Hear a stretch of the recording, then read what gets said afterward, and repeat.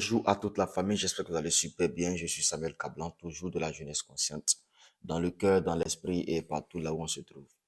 La famille, aujourd'hui nous allons parler d'un thème très important, de quelque chose qui va vraiment nous amener à pouvoir être reconnaissant dans la vie au fait. Vous voyez, aujourd'hui je vais parler de la gratitude, de la reconnaissance. Et aujourd'hui, les situations et les réalités de la vie font que nous sommes beaucoup plus concentrés sur les plaintes. C'est-à-dire, quand je parle de plaintes, je parle de non, pourquoi est-ce que ma vie est comme ça? Pourquoi est-ce que c'est à moi que ça arrive? Pourquoi est-ce que je suis en train de souffrir? On est tout le temps en train de voir, en train de se focaliser notre esprit sur les difficultés qu'on rencontre dans la vie. On est tout le temps en train de focaliser notre esprit sur tout ce que nous avons comme problème, sur les loyers qu'on n'arrive pas à régler, sur les factures qu'on n'arrive pas à payer. Tout le temps, notre esprit est concentré sur nos difficultés, sur nos problèmes, ce qui fait que on a les yeux fermés sur l'opportunité, la grâce, la faveur qui est autour de nous. On ne peut pas vraiment se concentrer sur ce qui est positif, ce qui est de qualité en nous, sur au moins une seule minute. Mais on est tout le temps en train de penser, hein, avec quels moyens est-ce qu'on va aller au travail, qu'est-ce qu'on va manger ce soir, mon enfant est malade, où est-ce que je vais gagner de l'argent pour pouvoir faire quoi, pour pouvoir le soigner, où est-ce que je vais faire sortir l'argent de la scolarité, surtout qu'en ce moment, c'est la période de la rentrée. Les gens sont plus ou moins stressés. Tu vois les gens dans la rue qui sont en train de parler parce que parce que tout le monde est concentré sur les problèmes, sur les difficultés de la vie. Et vous savez, aujourd'hui, je vais vous parler d'une chose qui est la reconnaissance. Vous voyez, à force d'être concentré sur ce qui est difficulté, ce qui est problème, on oublie ce que nous avons comme potentiel, on oublie ce que nous avons comme chance, on oublie ce que nous avons comme grâce. Il y a un son en chantier qui dit, c'est où fier ou arrêter, et corampono bénéfier ou dineji. C'est-à-dire, même si ta maison est loin, comment, même si tu dis ta maison est au bout du monde, comment, il y a la maison de quelqu'un qui est derrière ta maison. Même si tu dis que ta maison est reculée, comment, il y a la maison de quelqu'un qui est derrière ta maison. Wasem te den, eti obeni di ebeko wechi.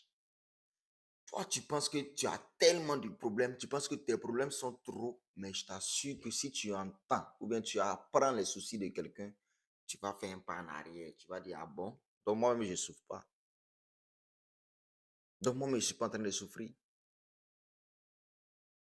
Toi, tu n'as pas de chaussures, tu te plains. Aujourd'hui, tu n'as pas d'argent pour acheter une chaussure, tu te plains. Tu pleures.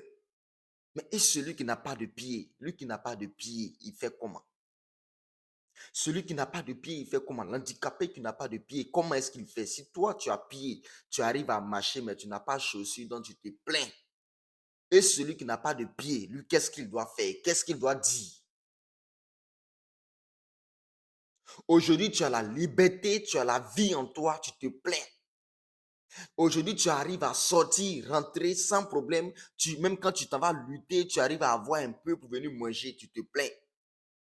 Et celui qui est en prison, qui est privé de sortir, celui qui n'a pas la liberté, celui qui ne peut pas sortir, qu'est-ce qu'il doit faire? Il est obligé de rentrer se coucher à 16 heures dans la chaleur, rester là-bas jusqu'au lendemain. Tu es obligé de manger une seule fois par jour. Et la nourriture qu'il mange par jour, c'est même pas une bonne nourriture. Qu'est-ce qu'il doit faire? Qu'est-ce qu'il doit dire? Imagine un peu ses plaintes. Donc, si toi qui as la liberté aujourd'hui, tu es en train de te plaindre, et celui qui est en prison. Aujourd'hui, Dieu merci, tu arrives à dormir quelque part.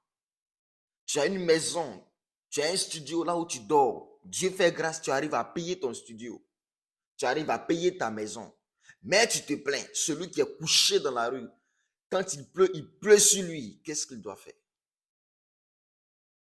Vous voyez, à force d'être concentré sur sur les difficultés de la vie, de nos vies, à force d'être concentré sur nos problèmes, sur nos charges, on finit par oublier la grâce et la faveur que nous avons. On finit par oublier l'opportunité que nous avons. Je veux que, parce que tu ne peux pas réussir tant que ton esprit n'est pas en joie. Tu ne peux pas avoir ce que tu veux tant que dans ton esprit, il y a tout le temps problème,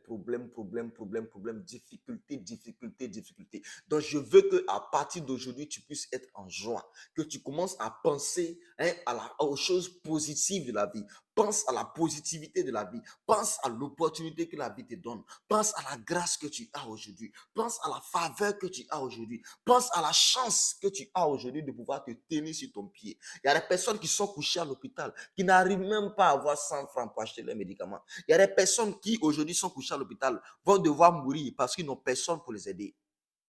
Est-ce qu'on se comprend? Tu as aujourd'hui cette opportunité-là de pouvoir être en bonne santé, de pouvoir profiter de la vie, de pouvoir sortir de ta maison et rentrer à n'importe quel moment que tu veux. Tu as la possibilité, tu as la chance, la grâce aujourd'hui de sortir, de ne pas croiser d'accident et rentrer à la maison sans problème. Famille, si tu es jeune que tu veux réussir, concentre-toi sur ce qui est positif. Concentre-toi sur les opportunités de la vie. Concentre-toi sur ce qui va te permettre de grandir. Concentre-toi sur les choses qui vont t'amener à être grand demain. Jeunesse consciente. Souvent, il y a des gens qui me regardent et qui me disent, toi, on a l'impression que tu as 17 ans. On a l'impression que tu as 17 ans. Tu n'as pas de problème, c'est-à-dire que tu es tout le temps en train, tu es tout le temps joyeux, tu n'as pas de problème, tu es là, on ne comprend pas. Même l'un de mes boss m'a dit ça. Et toi, quand souvent je te regarde, c'est comme si tu n'as pas de problème, tu ne payes pas. C'est comme si tu ne payais pas de scolarité, tu ne payais pas maison. Mon ami, il dit, peu importe ton humeur, le problème est déjà là. Peu importe ton humeur, le problème est déjà là. Donc, à quoi ça sert? Le problème est déjà là. Il reste à régler. À quoi ça sert de serrer mine? À quoi ça sert de me rendre malheureux? Ça va servir à quoi? Ça va régler le problème? Jamais. Sois heureux dedans de toi. Vis ta vie. Profite des opportunités que la vie t'offre. Organise-toi. Et demain, tous ces problèmes-là vont quitter. Apprends à être reconnaissant à ce que la vie te donne. Je suis Samuel Cabral de la Jeunesse Consciente. On est ensemble. Jeunesse Consciente, n'oublie pas de t'abonner, partage, like. C'est très important. Surtout, évite de te plaindre. Merci beaucoup.